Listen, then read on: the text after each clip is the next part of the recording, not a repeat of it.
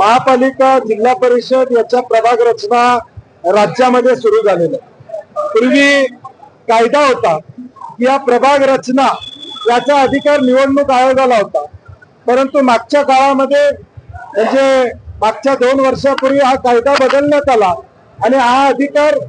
RDD department नगर विकास विभागानं घेतला। आमचा आक्षेप केला की त्यावेळी निवडणूक आयोगाने हे अधिकार आपले द्यायला नको पाहिजे ते ठीक आहे, आता ते सरकारकडे आलेले आहेत। आमची भूमिका काँग्रेस पक्ष म्हणून असणार आहे की राज्यामध्ये प्रभाग रचना करताना दबावाने कुठलीही प्रभाग रचना होता कामा नये, कुठेतरी नियम बाजूला ठेवून या ठिकाणी होता कामा नये आणि राज्यामध्ये प्रत्येक जिल्ह्यामधल्या प्रभाग रचनेवर काँग्रेस पक्ष